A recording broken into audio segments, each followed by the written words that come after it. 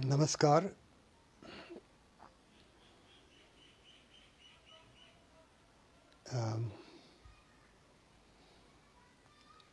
अर्पण कुमार जी को पूछूं कि क्या हमारी सेशन अब शुरू होती है।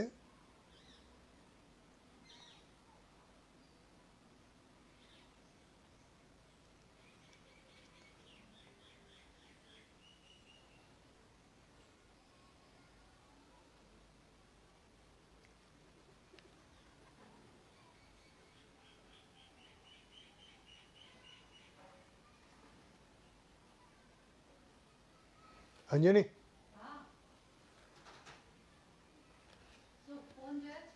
हाँ,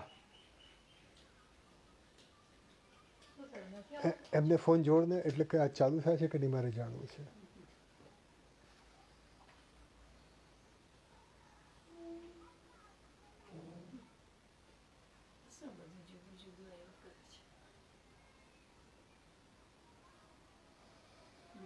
સાહિત્ય અકાદમી એવું કહેવાનું છે.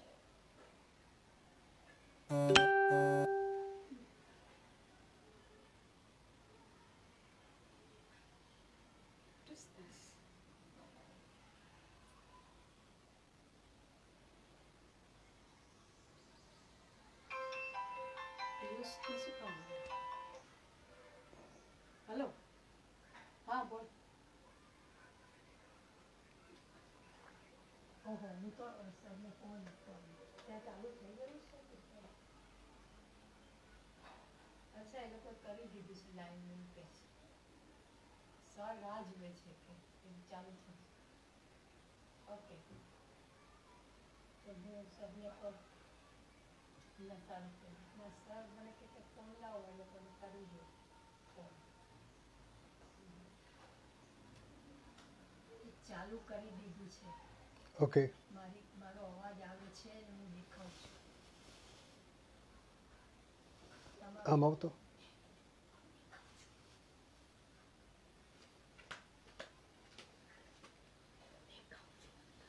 ચાલુ છે.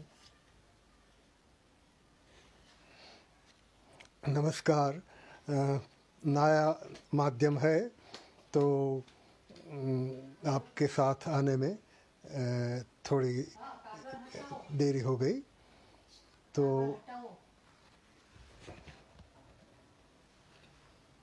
કાગળ હટાવો, અવાજ નથી આવતો. હવે અવાજ નથી આવતો, મોટેથી કરો. नमस्कार. नया माध्यम है तो जुड़ने में थोड़ी गड़बड़ी हो गई, क्षमा चाहता हूँ. एक अच्छा दिन है, शुभ दिन है, आनंद का दिन है. अशोक वाजपेयी जी को 80 वर्ष पूरे होने पर बधाई, शुभेच्छा और स्नेह वंदन हमारे सबकी ओर से. और जनसुलभ पुस्तकालय और अर्पण कुमार जी को इस आयोजन के लिए धन्यवाद. अशोक जी के जन्मदिन पर जब हम एकत्रित होते हैं तो वो हमारी साहित्य का, हमारा साहित्य का थोड़ा सा अलग अर्थ होता है, क्योंकि अशोक वाजपेयी के जन्मदिन पर एकत्रित होना तो केवल व्यक्ति की बात नहीं होती है, रहती है व्यक्ति और घटना दोनों की बात होती है. हिंदी साहित्य में, भारतीय साहित्य में आज अशोक वाजपेयी कवि रूप में एक व्यक्ति है, लेकिन सांप्रत भारतीय साहित्य की जो इकाई है उसके निर्माण में वो एक घटना भी है. गुजराती में मैं सोचूं तो कई ऐसे उत्तम कवि हैं जिनका स्मरण हम एक व्यक्ति के रूप में करते हैं, एक कवि के रूप में करते हैं। आसपास से सब निकल जाता है। राजेंद्र शाह उदाहरण रूप, तो उनकी कविता में हम डूब जाते हैं, निमज्जन कर लेते हैं और उसके भीतर ही एक पूरा विश्व हमें मिलता है। लेकिन उमाशंकर जोशी, उनकी कविता में, उनके लेखन में जब हम जाते हैं तो उसके भीतर जैसा एक विश्व है, उसके साथ साथ उससे जुड़ा हुआ एक जुड़िया विश्व भी हमारे सामने आता है। अशोक वाजपेयी आज के भारतीय साहित्य में, कविता में एक व्यक्ति भी है और एक घटना भी है। एक व्यापकता उनके साथ जुड़ी हुई है। केवल आयोजक के रूप में ऐसा मैं नहीं कहता हूँ, एक कवि के रूप में भी उनके साथ एक अलग तरह की व्यापकता जुड़ी है। उनकी एक कविता है, मानो कवि अपनी इच्छा उसमें व्यक्त करता है। उसका शीर्षक है मुझे चाहिए। अभी कवि को क्या चाहिए? वैसे तो कवि को कुछ नहीं कुछ, और अशोक वाजपेयी जी को तो सचमुच कुछ नहीं किसी से लेना, राज्य से या समाज से। उस तरह का उनका कवि व्यक्तित्व है। तो फिर ऐसे कवि को क्या चाहिए? और उस पर एक पूरी कविता लिखता है ये कवि। तो मुझे कुतूहल हुआ कि ये क्या है। मैं पढ़ूं ये कविता को। मुझे चाहिए, मुझे चाहिए पूरी पृथ्वी, अपनी वनस्पतियों, समुद्रों और लोगों से घिरी हुई। एक छोटा सा घर काफी नहीं है। खिड़की से मेरा काम नहीं चलेगा।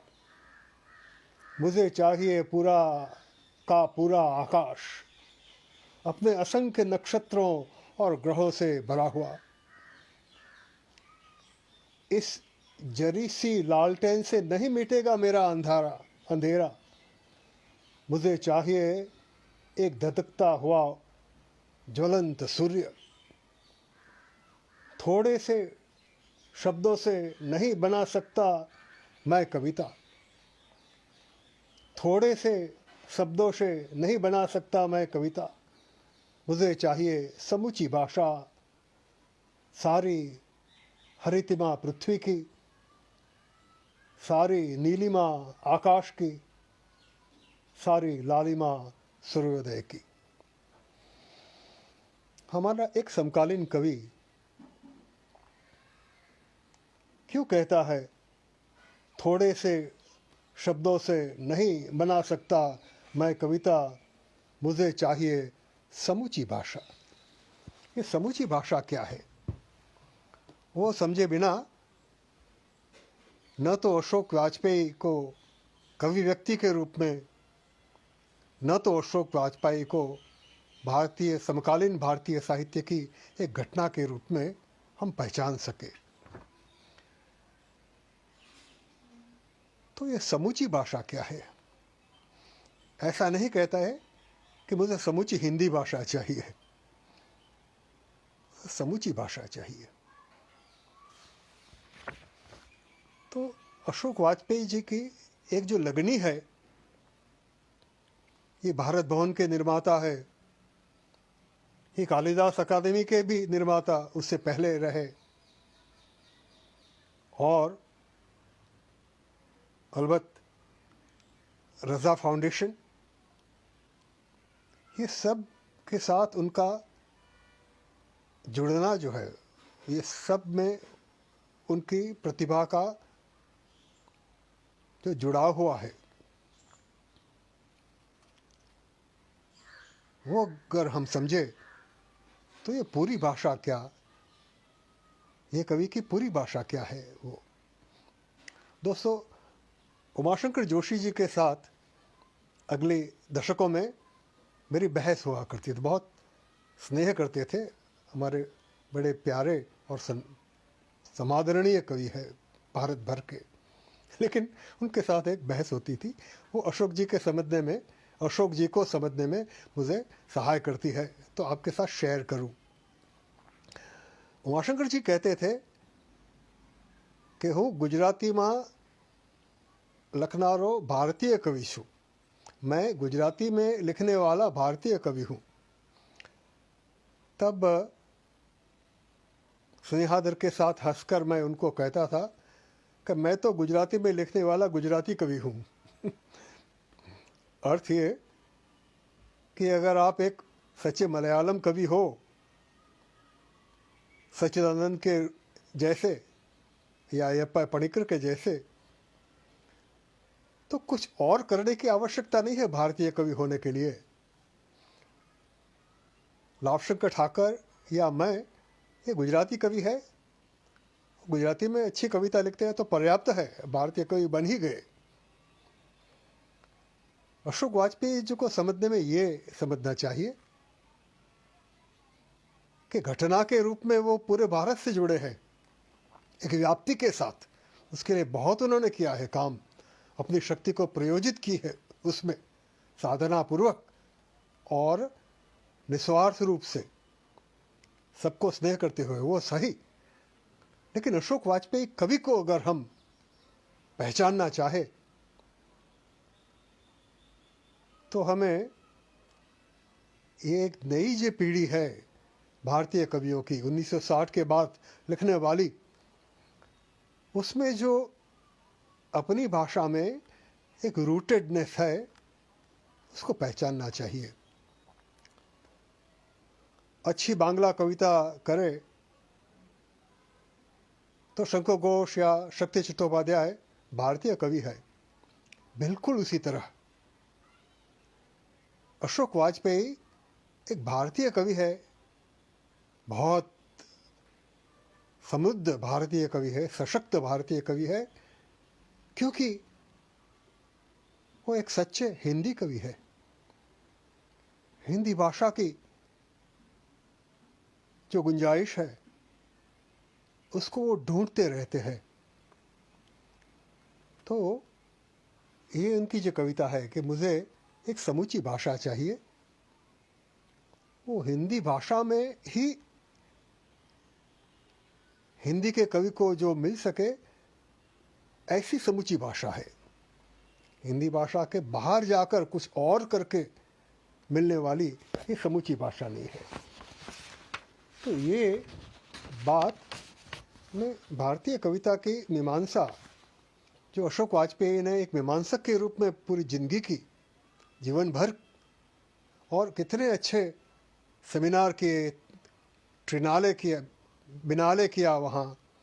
अशोक जी ने भारत भवन में, अगेय जी आए थे, कौर नारायण आए थे, मुझे याद है,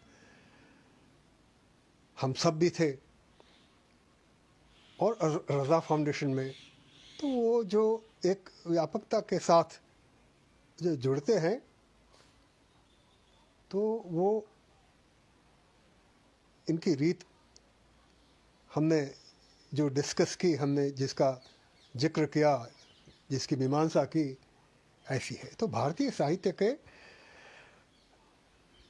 2-3 स्वरूप अशोक वाजपेयी जी के 80वें जन्मदिन पर हमारे सामने आते हैं, उनके माध्यम से और वैसे भी।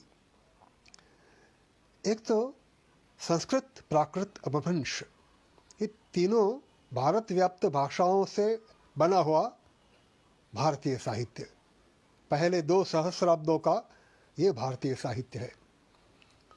उसका लेखक भी भारत व्याप्त है, वाचक भी भारत व्याप्त है, लेकिन समाज व्याप्त नहीं है। वो समाज व्याप्त नहीं है, वो शिक्षित भारत का साहित्य था, लेकिन अद्भुत साहित्य था। उसके बाद मध्यकाल आया और ये शिक्षित पन जो है उसके सामने विद्रोह आया। सरहपाद उसके अग्रणी थे,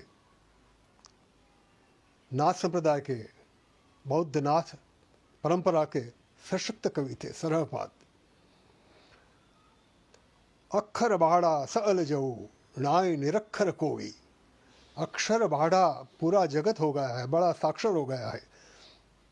नाय निरक्षर कोई, यहाँ कोई निरक्षर नहीं है। तालग अक्षर गोलई, तब तक ये अक्षर को, आपकी साक्षरता को आप घोलो, गोल गोल फिराओ, लिक्विफाई करो। जाय निरक्षर होई, जब तक आप निरक्षर हो। ये निरक्षरता की साधना ये दूसरे सहस्राब्द की भारतीय साहित्य की पहचान है। कबीर तो बाद में आए, ढाई अक्षर प्रेम के पढ़े सो पंडित होए, उससे पहले सरहपाद थे और ऐसे बहुत थे। तो इसके बाद हमारा समय आया, ये शताब्दी, ये सहस्राब्द का अंत और नया सहस्राब्द का आरंभ, जिसमें हम अशोक वाजपेयी को लोकेट करना मैं चाहता हूँ। वैसे तो दिल्ली जाए, फ़ोन करे, या तो आईआईसी में जाए और उसके बार में जाए तो मिल जाते हैं अशोक जी। लेकिन मैं वो कवि को ढूंढ रहा हूँ कि कहाँ बसता है ये समूची भाषा के व्यापक विस्तार में कवि अशोक वाजपेयी और संस्था निर्माता अशोक वाजपेयी। ये व्यक्ति और ये घटना, इसका लोकेशन क्या है? तो ये लोकेशन अशोक जी का उनकी ही एक कविता से ढूंढने का मैं प्रयास करता हूँ, कई समय से प्रयास करता हूँ, आज ही नहीं।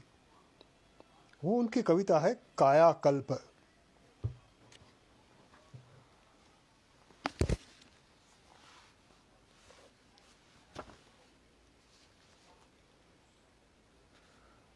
बहुत गंभीर कविता नहीं है कि लोकेशन वाली ये परिभाषा जो गंभीर है, ऐसा नहीं है कविता में।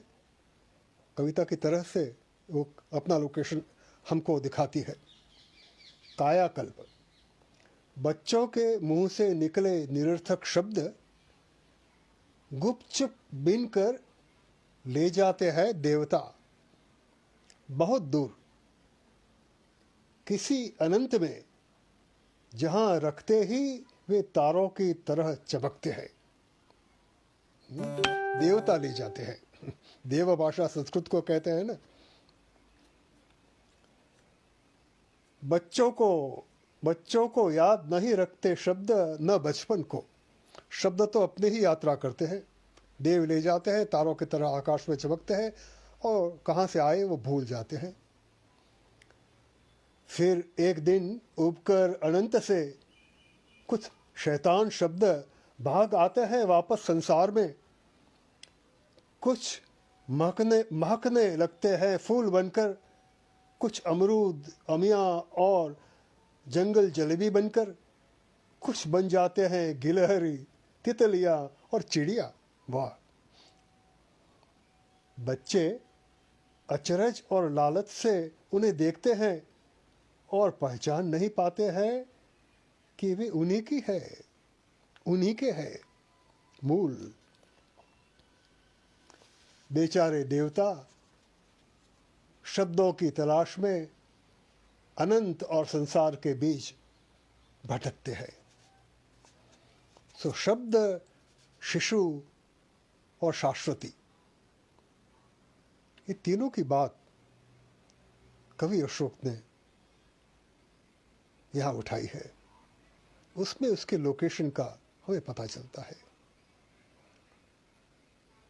उसका लोकेशन नहीं है केवल बच्चों के साथ, रोमानी कविता के साथ, उसके साथ भी लगाव है, लेकिन लोकेशन नहीं है।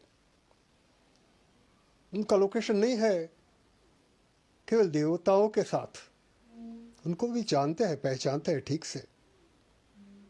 आज के देवताओं को भी वो बहुत जानते हैं, आज के बालकों को भी।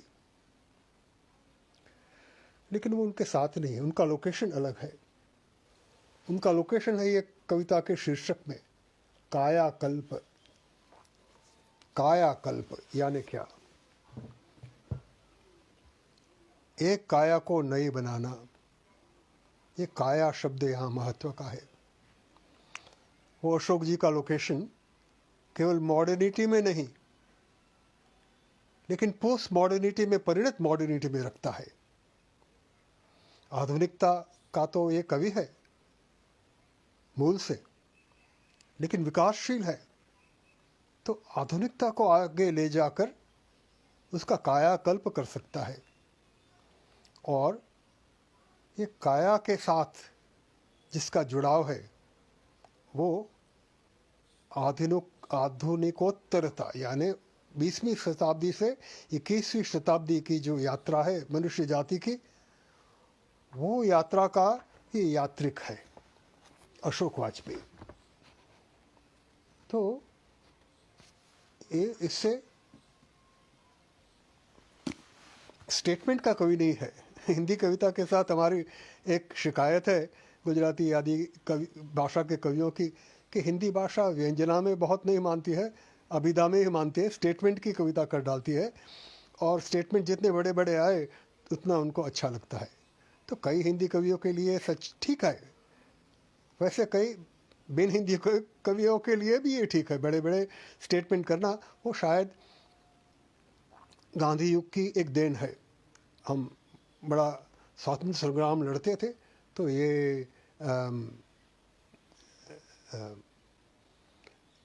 ये लेकिन उससे आगे बढ़ता है ये कवि, और कहता है एक कविता में, ये उनकी जानी मानी कविता है, लेकिन उनके सब अर्थ जाने माने नहीं है, उसकी व्यंजनाएं अभी अपरिचित भी है, आस्ते आस्ते परिचित होगी। और उनके जन्मदिन के दिन मिलना ये काम ये भी है कि परिचित अशोक को हम अपरिचित बनाए, और उनमें जो अपरिचित छुपा हुआ था, पड़ा हुआ था, उसके पर हम निगाहें डालें, उसको हम स्थिर दृष्टि से देखें। तो घाटी, जानी मानी कविता। घाटी में जाकर गुम हो गई एक पगडंडी, घाटी में जाकर गुम हो गई एक पगडंडी, पर वह जो चलते चलते पगडंडी पर उसी में समा गया, घाटी तक पहुंचा वह। प्रश्नार्थ में ये कविता संपन्न होती है। तो मार्ग तो भारतीय साहित्य का, पूरी भारतीय कला का एक केंद्रवर्ती शब्द है। तो ये मार्ग तो है, बहुत प्रशस्त मार्ग हम कहते हैं, लेकिन अशोक वाजपेयी कवि वो घाटी में खो जाने वाला मार्ग देखते हैं। मार्ग आगे बढ़ता है, लेकिन बाद में जो स्पेस है, जो ओपननेस है, जो अननोन है, वो उसे ढक देता है, और वो मार्ग में ही जो समा गया है वो घाटी तक पहुंचेगा। तो अशोक वाजपेयी का लोकेशन ये इस तरह का है,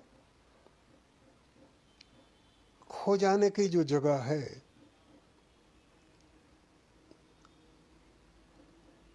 the area or the expanse in which we can get lost,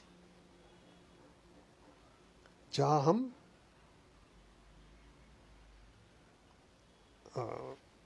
Gujarati में कह भूला पड़ीजिए, खो जाते हैं, ऐसा कुछ हिंदी में कहते हो, भूला पड़ीजिए, when we are lost। तो लॉस्टनेस के ये कवि है, उसके वो लोकेशन है। तो एक ये लोकेशन पर अगर हम टेंटेटिवली भी आए, तो फिर उनकी एक कविता जिसमें से मैंने ये मेरे वक्तव्य का शीर्षक चुना है वह तो एक न्योता है, अशोक वाजपेयी जी के शब्द है। और वो शब्द जहाँ है वो एक कविता, ये लोकेशन में आने के बाद हम आसपास एक हमारा ओरिएंटेशन करते हैं, तो ओरिएंटेशन के लिए उपयोगी ये कविता है।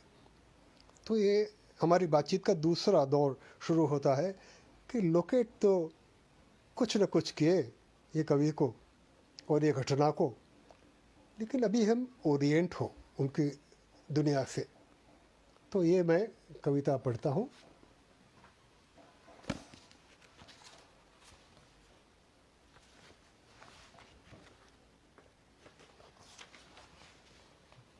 वो कहते हैं, अब मैं आकाश को पुकारता हूँ, अब मैं आकाश को पुकारता हूँ, भले वह मेरी अनसुनी करे। कविता दूसरी पंक्ति से शुरू होती है क्योंकि वहाँ से डेविएट होती है, वहाँ से कुछ पुराने का कायाकल्प होता है। अब मैं आकाश को पुकारता हूँ, भले वह मेरी अनसुनी करे, भले उसे अंदाज न हो कि कितनी आवाज़ें, कितने हाथ उठे हैं उसकी ओर, कितने माथे झुके हैं। ये आकाश है ही, पॉलिटिकल आकाश भी है, इकोनॉमिक आकाश भी है, रिलीजियस आकाश भी है। उनके सामने कितने मत्थे झुकते हैं, कितने हाथ उठते हैं, कितनी याचनाएं होती है, कवि जानता है। आगे कविता बढ़ती है, मैं जानता हूँ सब कुछ होने के बाद भी उसका एकांत, मैंने सुना है उसका दूर किसी कोने में छिपकर एक बच्चे की तरह सिसकाना। ये कवि ऐसा है कि प्रबल आकाश की भी विवशता जानता है। वो भी मैंने सुना है दूर किसी कोने में छिपकर एक बच्चे की तरह आकाश का सिसकाना। मैं उसके लंबे पुराने लबादे को थोड़ा सा रफू कर उसमें ठिगड़ा लगाना चाहता हूँ। उसको इतनी दूर से दिखाई नहीं पड़ता, धरती पर वनस्पतियों की तरह, जल की तरह फैला दुख। वह इतना नीचे झुक नहीं पाता कि पढ़ सके वृक्षों पर आकी जा रही पक्षियों की स्वरलिपियाँ। अब जो पंक्तियाँ आती है उसकी बात हमने शुरू की है। कहते हैं, मेरी पुकार, जो आकाश को वो कहते हैं, वो इस कवि की, ये इस लोकेशन में रहे कवि की, मेरी पुकार न प्रार्थना है न चीख, वह तो एक न्योता है। मेरी प्रार्थना, मेरी पुकार न प्रार्थना है न चीख, वह तो एक न्योता है। वह आए ओसारे में, वह आए आकाश यहाँ मेरे पास, ये मेरा न्योता सुनकर, ये प्रबल आकाश। वह आए और क्या करे, ओसारे में बैठकर सुस्ताए, कुछ देर अपनी राम कहानी सुनाए, फिर हाथ पांव धोकर रसोई में बैठकर दाल रोटी खाए, पुराने लोगों की पूछताछ करे और फिर थोड़ा सा अलसा कर धरती के नम बिछाने पर लेट जाए। अब मैं आकाश को पुकारना चाहता हूँ। तो जो पहले दो सहस्राब्दों की भारतीय कविता थी, कालिदास की और कबीर की, तुलसीदास की, उससे हटकर जो नई भारतीय कविता आई, उसका एक नया पड़ाव, उसकी एक नया स्थानक, कुछ कवियों में है। केवल अशोक वाजपेयी है ऐसा मैं स्थान देवता का पूजन यहाँ नहीं चल रहा है, कविता की गवेषणा चल रही है आज की कविता की। तो एक ही रामानुजन है, अरुण कोलाटकर, शक्ति चट्टोपाध्याय, शंकर घोष, केशव मलिक, अरुण कमल, डबराल जब भी गए, सुनील गंगोपाध्याय, टसाळ, सच्चिदानंदन चित्रे, पणिकर, अनंतमूर्ति कवि नहीं लेकिन थे। ये सब जो है और भी है और अनेक है, और उनमें से बहुत से मेरे मित्र हैं सबका। अभी मैं विष्णु सहस्र नाम का पाठ नहीं करता हूँ, तो थोड़े से नाम दिए। लेकिन बात यह है कि ये जो 1960 के बाद एक नई भारतीय कविता का निर्माण ये सब ने मिलकर किया। अशोक वाजपेयी दो रूप में, कवि के रूप में तो थे ही, लेकिन वो घटना के रूप में उसके साथ जुड़े।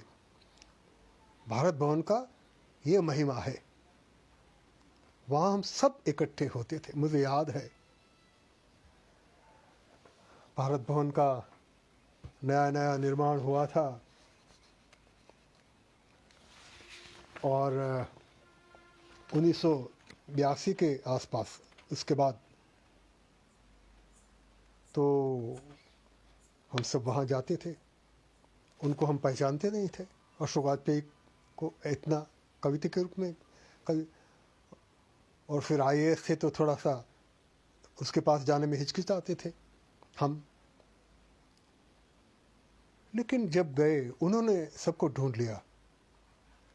अरुण कोलाटकर भी वहाँ आते, मैं जाता, लाभ शंकर आते, गुलाम शेख आते हमारे यहाँ से, और शक्ति चट्टोपाध्याय, कितने कितने आते, सब पूर्व पश्चिम उत्तर दक्षिण से सबसे।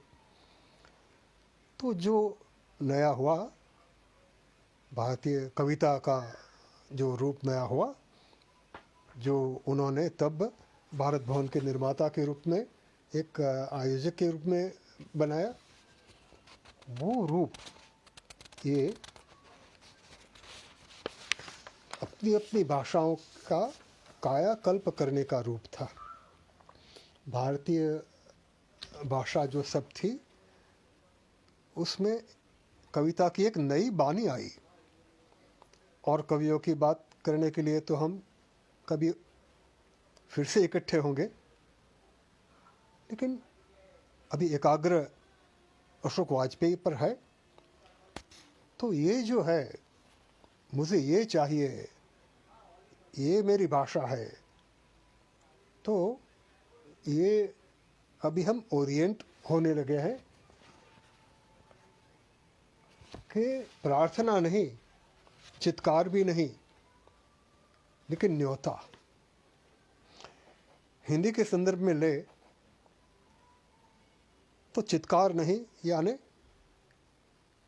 मैं समझता हूँ कि ये लिटरेचर ऑफ कमिटमेंट है।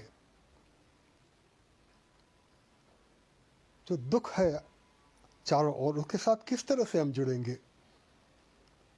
एक आक्रोश भरी बानी से भी जुड़ सकते हैं, और उसमें भी अद्भुत कविता आ सकती है, उसमें कोई शक नहीं है।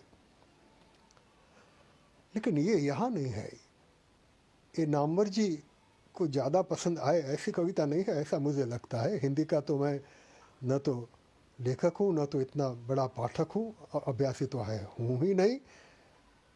लेकिन ये दो कविता लिखने के कारण कुछ समझ में आ जाता है। अपनी भाषा में कविता लिखने के कारण दूसरी भाषा की भी कुछ समझ आ जाती है। तो नामवर की बात नहीं है, और प्रार्थना भी नहीं है।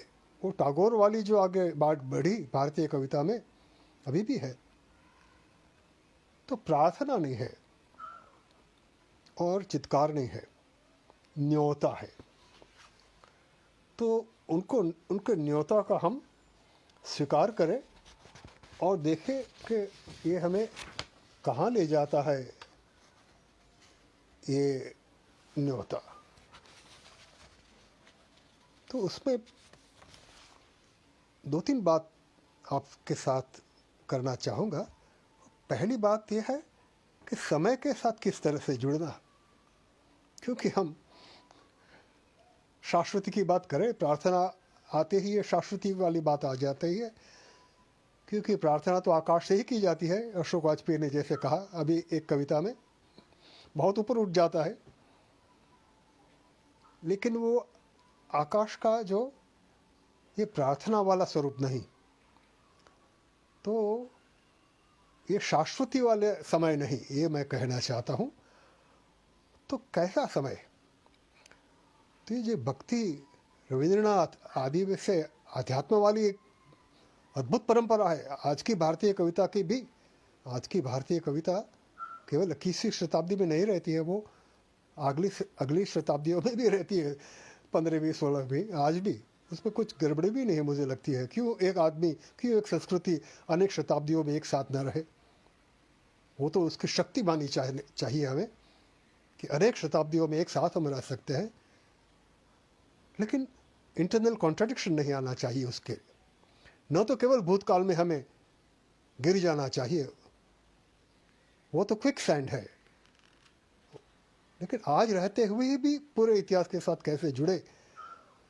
तो ये अशोक वाजपेयी, तो ये शाश्वती के रूप में, रविंद्रनाथ की परंपरा के रूप में ये नहीं जुड़ते हैं, तो क्या वो इतिहास के रूप में जुड़ते हैं?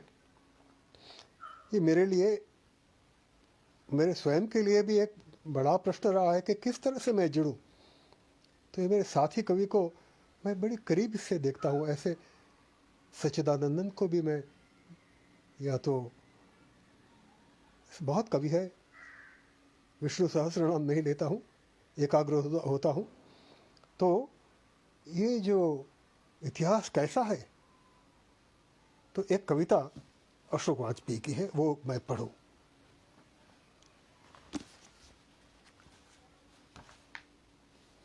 कविता का शीर्षक ही है थोड़ा सा इतिहास।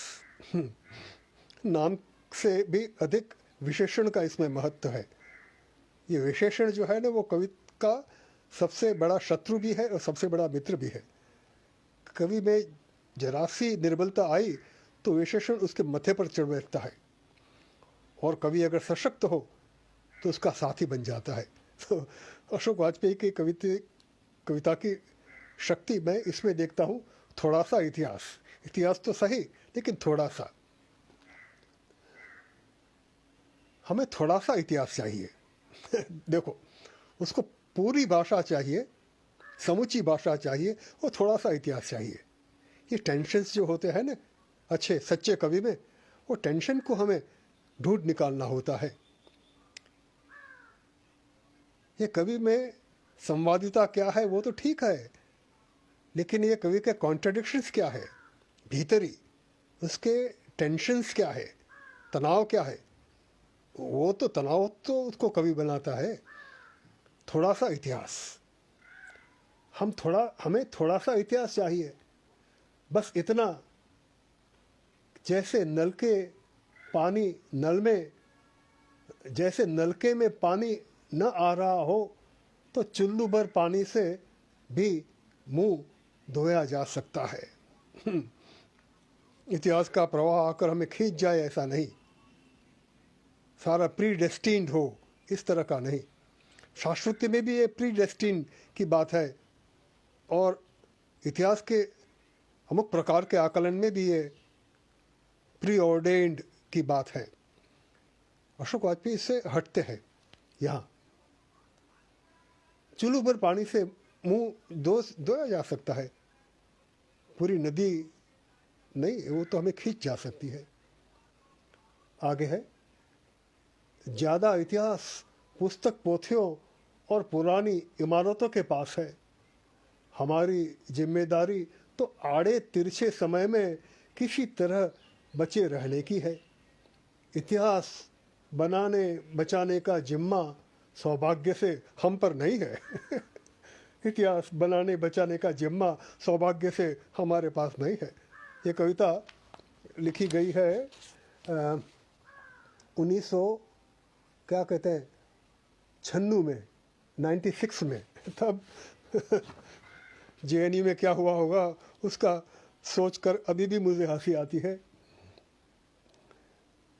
इतिहास बनाने बचाने का जिम्मा सौभाग्य से हम पर नहीं है। जीने के लिए थोड़ा इतिहास चाहिए, जैसे थोड़ा सा सच और थोड़ा सा सपना। थोड़ा सा सच और थोड़ा सा सपना, ये इसका लोकेशन है। और वहाँ रहकर ये क्या करता है, ये कवि अशोक, ये थोड़ा सा इतिहास में हमें बताता है। वो उससे अभी हम ओरिएंट होकर हमारी यात्रा आगे बढ़ाते हैं। थोड़ा सा सच, थोड़ा सा सपा, थोड़ा सा इतिहास, चुल्लू भर पानी अपने हाथ में ले जा सकता है, चुल्लू भर पानी। जिन पर है इतिहास का बोझ, वे अब साफ साफ हमारे मोहल्ले में नहीं दिखाई देते। शायद तड़के घूमने जाते हो अपने कुत्तों के साथ, शायद देर रात कोई मोटी पोथी बाँचते लिखते हो, शायद किसी तहखाने में कोई छुपी चीज या रहस्य खुरते हो दोपहर के सुनसान में। सुनते हैं लड़ाइयाँ करीब करीब खत्म हो चुकी है। कहते हैं रोज़मर्रा की झंझटें ही इन दिनों बना रही है इतिहास। कोई पुराना हथियार, कोई पुरा मूर्ति, कोई जर्जर पांडुलिपि। नहीं छोड़ गए हमारे पुरखे जिसे हम किसी संग्रहालय में बेच सके। हमारे पुरखे कुछ छोड़ नहीं गए हैं जिसे हम बेच सके। हमें हार जीत का कौशल नहीं, जीने की सादी सादी हिकमतें चाहिए, और उसके लिए थोड़ा सा इतिहास काफ़ी है। थोड़ा सा इतिहास काफ़ी है। तो समय के साथ इस तरह से जो जुड़ता है कवि, वो हमें आज का हमारा जो मोमेंट है, historical moment of our present, उसको थोड़ी स्वतंत्रता के साथ, थोड़ी स्वायत्तता के साथ, नहीं कि कोई अद्भुत आइडियोलॉजी के अनुसार,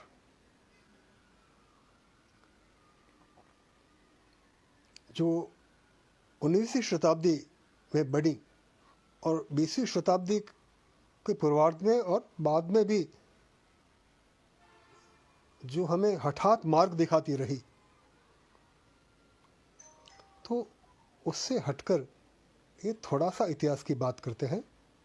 और वो चुल्लू वाली बात भी, ये इमेज भी भूलनी नहीं चाहिए। अपने हाथ में आ सके इतना समय, लेकिन वो समय ऐसा नहीं, वो रोमांटिक या भक्ति वाली शाश्वती वाली बात नहीं है। शाश्वती और इतिहास दोनों के बीच एक थोड़ा सा इतिहास जो है, वो अशोक वाजपेयी की कविता को, उसका व्यक्तित्व को, उनकी संस्थाओं को भी, भारत भवन और रजा फाउंडेशन को भी समझने में, और भारत भवन को वो स्वायत्तता में से, और हमारे गुजरात में भी ये हो रहा है, अच्छी अच्छी संस्थाओं पर ये परायत्तता का पंजा आ रहा है, और उसके साथ हम बहुत लड़त कर रहे हैं। इसलिए ये करीबी ये सारे कवियों के साथ हमें महसूस होती है।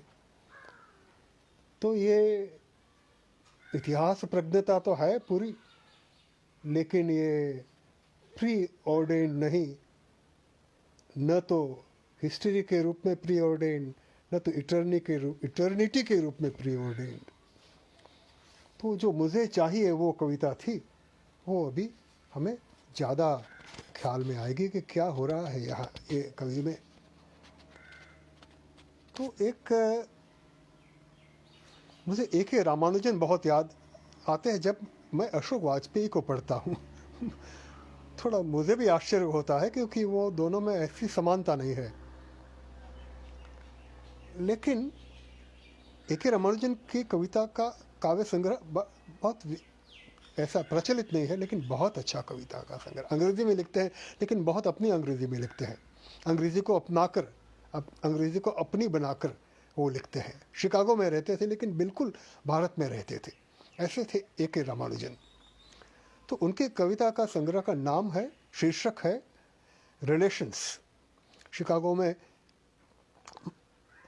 अय्यप्पा पणिकर मलयालम के कवि, विलास सारंग मराठी के कवि व कहानीकार, और मैं तीनों ब्लूमिंगटन इंडियाना में PhD करते थे लेट 60s अर्ली 70s में।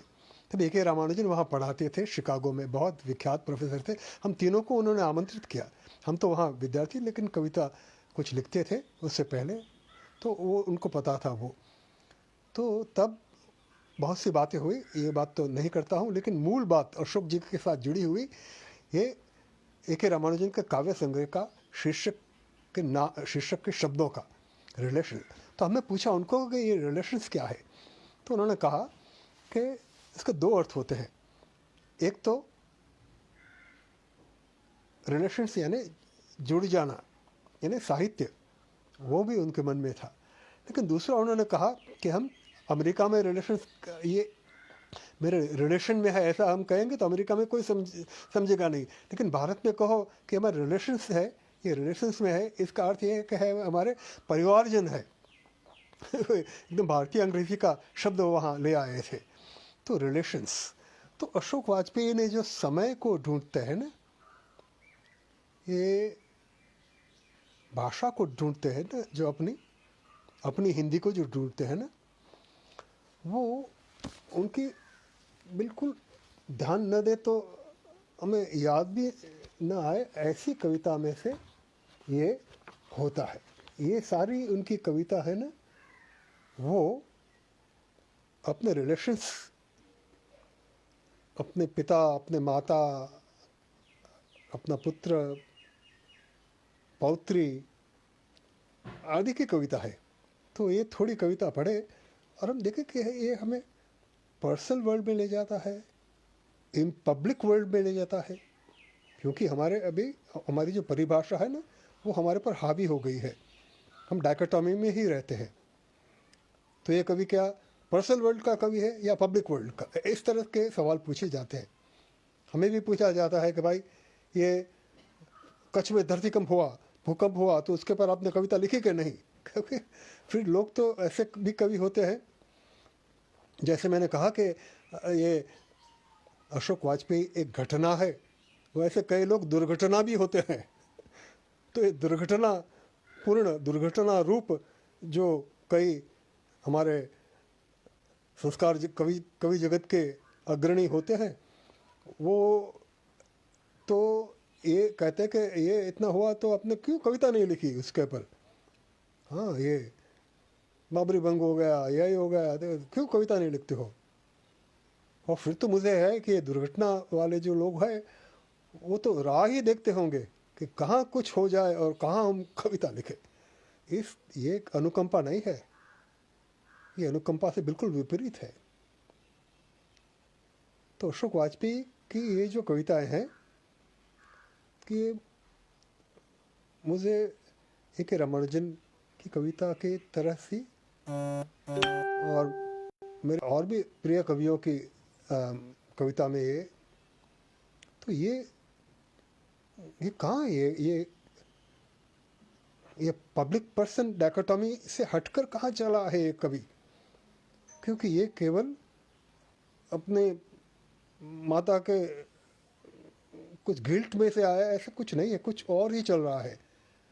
ये अंगत भी है और बिनंगत भी है।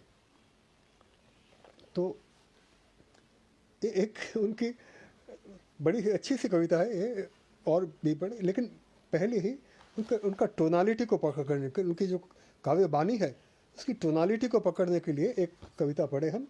उसका शीर्षक है बागम बाग।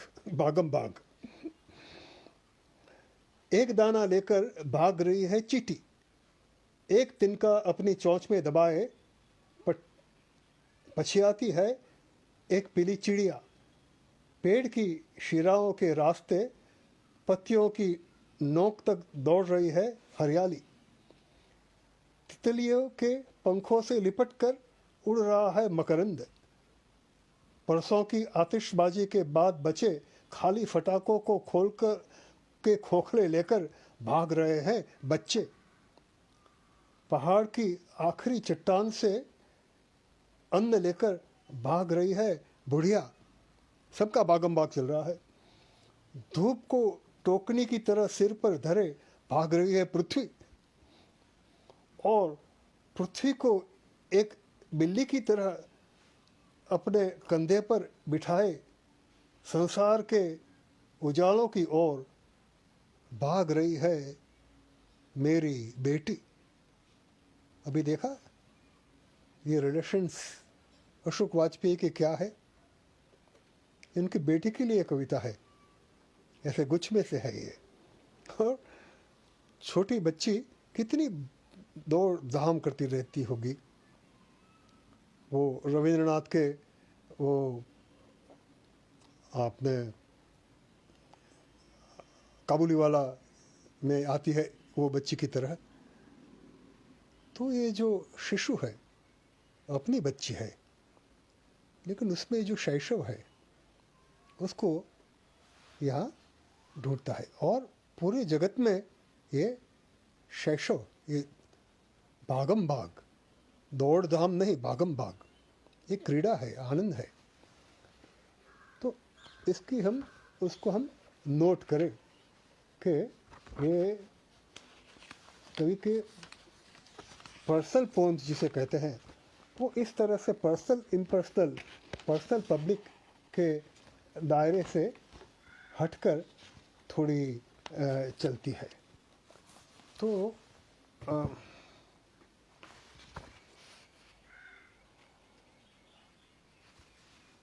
दो कविता अशोक वाजपेयी की उसके पोते पर है।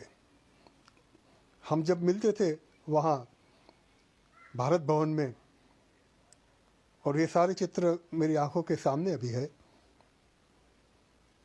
अभी भी बहुत अच्छे दिखते हैं, तब तो बहुत हैंडसम लगते थे और पूरा परिवार। तो उनके छोटे बच्चे भी उनके साथ आते थे चार्ल्स कोरिया के अद्भुत शिल्प, अद्भुत स्थापत्य में। तो वो मुझे दिखाई देता है। और अभी तो कभी करने लगे हैं नवजात पोती की बात, तो ये भी एक इतिहास है और एक पर्सनल इतिहास है। तो ये पोते के बारे में वो क्या कहते हैं वो इस तरह से हम पढ़ें कि कवि का व्यक्तित्व हमें, कवि को हम ढूंढ पाए। वो जो अज्ञेय वाजपेयी है कम पहचाना जाया हुआ गुप्त अशोक वाजपेयी है, तो उसको हम ढूंढते हैं आज। तो ये दो कविता पढ़ो।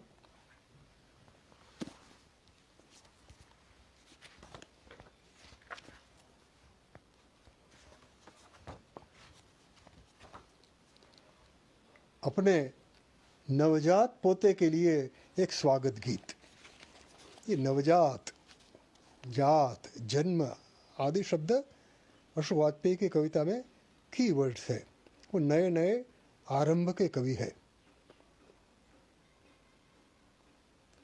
वो आरंभ स्वयं करते हैं, नहीं कि कोई इम्पर्सनल पावर उनके पास आरंभ करवाता है। स्वयं करते हैं अपने पोते। विशेषण देखो, अपने अपने नवजात पोते के लिए एक स्वागत गीत। लंबा है, उसमें से मैं थोड़ा ही पढ़ता हूँ। दिल्ली में धुंध बढ़ने के थोड़े पहले, घबराहट भरी उत्सुक प्रतीक्षा के धुंधलके में, जब हम कुछ थके हारे थे, हालांकि सुबह की ठंड में धूप खिली थी, तब वह आया। तब जब मैं सोच रहा था कि वह आएगी। ये इनकी काव्यवाणी की गहराई है। These are the underpinnings or infrastructures of Ashok Vajpayee's poetic language. We must carefully listen to it. क्या कहता है कि दिल्ली में धुंध बढ़ने से थोड़े पहले, घबराहट भरी उत्सुक प्रतीक्षा के धुंधलके में, तब वह आया। और उसके बाद की पंक्ति ही मूल पंक्ति है। तब जब मैं सोच रहा था कि वह आएगी उनको इच्छा थी कि पोती आए, लेकिन पोता आया तो स्वागत तो किया।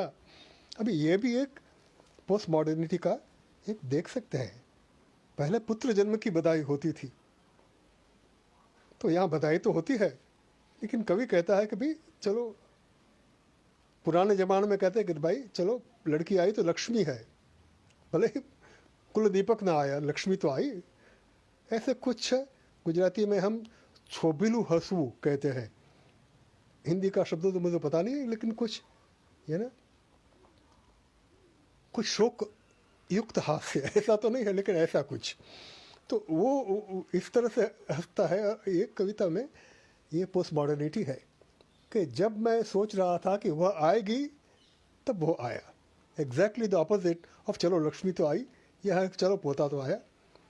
तो यह उनकी पहचान है और इस तरह से हमें वो आगे वाले समय में ले जाते हैं, भविष्य में ले जाते हैं।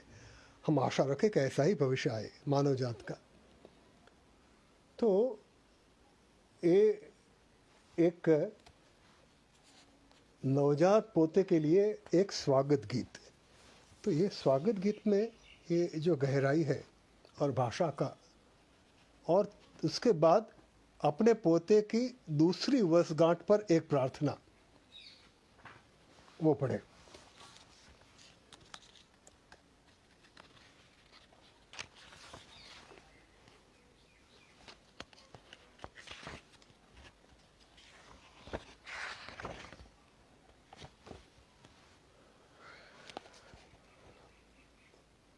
अपने पोते की दूसरी वर्षगांठ पर एक प्रार्थना।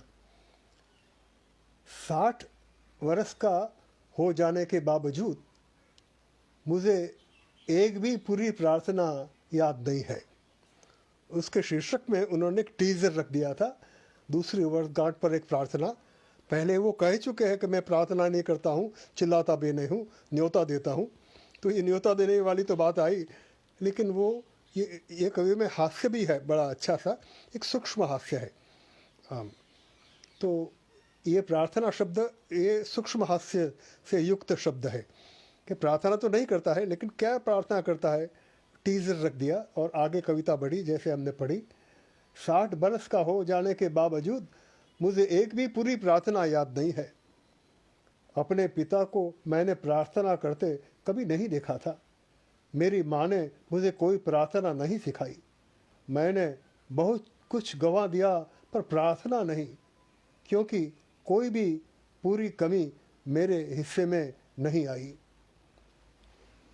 तुम एक तुतलाता हुआ वाक्य हो जिसके इर्द गिर्द मैं एक प्रार्थना बुनना चाहता हूँ। तुम एक तुतलाता हुआ वाक्य हो। अभी ये रिलेशंस है, ये पूरे हुए वाक्यों के साथ वाक्यों के दायरे में नहीं रहते हैं अशोक वाजपेयी। उनका जो रिलेशन है, उनके जो रिलेशनशिप्स है, तो एक रामानुजन के दोनों अर्थ में उनके जो रिलेशंस है वो तुतलाते हुए नवजात की बानी के ये है। क्या हमारे समय की यही सबसे बड़ी चुनौती नहीं है कि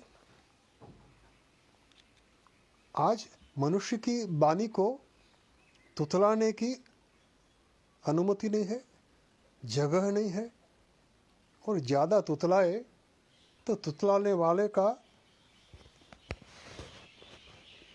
क्षेम कुशल भी नहीं रहेगा। You cannot play with language. There is no space around human language today. जरा भी गलती कर दी तो ये पृथ्वी के गोले में अलग अलग जगह ऐसी ऐसी सत्ताएं पड़ी है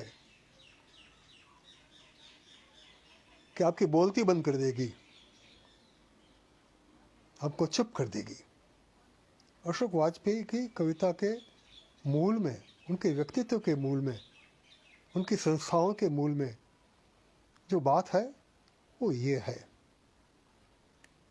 कि उनको जो भाषा चाहिए, पहली कविता में उन्होंने कहा, वो भाषा तुतलाने की भाषा है। और ये टेंटेटिवनेस ऑफ ह्यूमन एक्सप्रेशन ढूंढता है, इसलिए तुतलाता है, नवजात है। 60 साल का हो गया फिर भी नवजात है, अभी तो 80 साल का हो गया फिर भी नवजात है। तो और चाहता भी वो है, हम सब चाहते हैं कि ये एक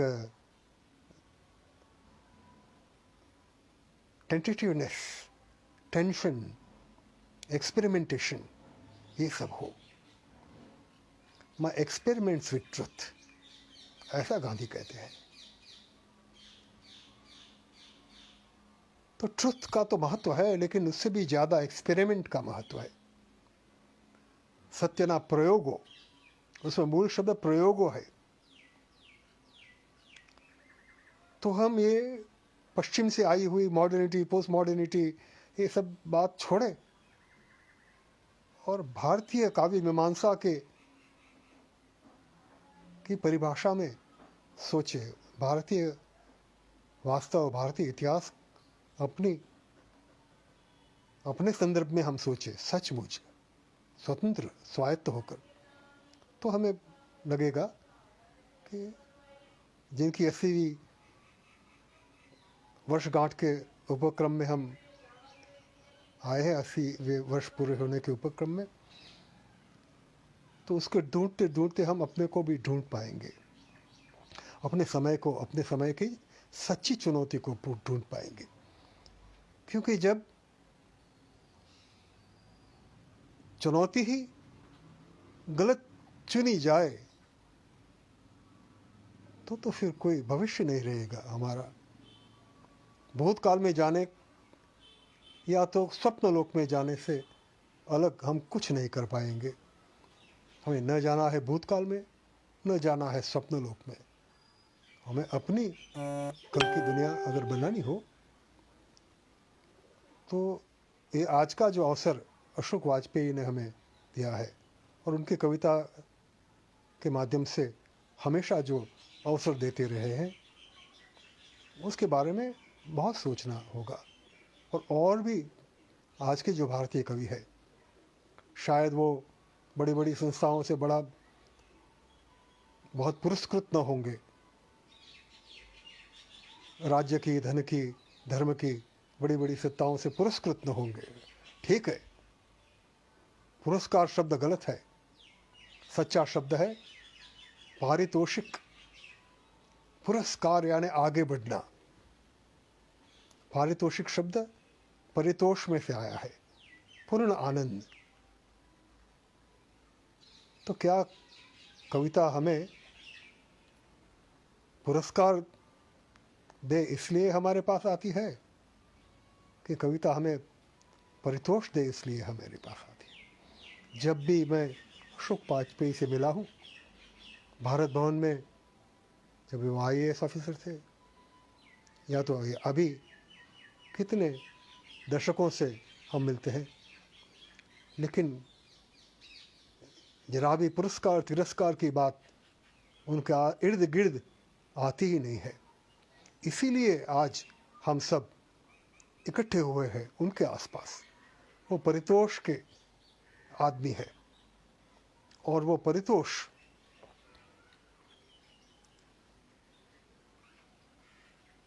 उनको अपनों के साथ, अपने समय के साथ और अपनी जात के साथ एक टेंटेटिवनेस से,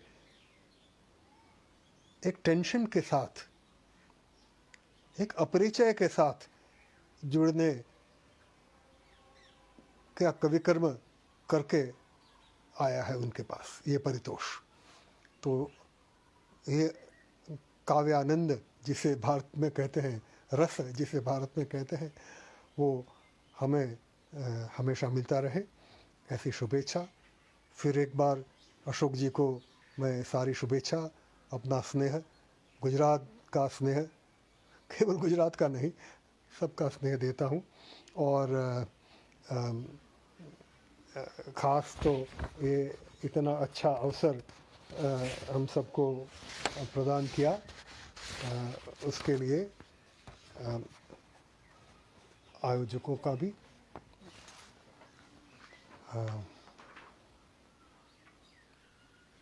धन्यवाद कहता हूँ। नमस्ते।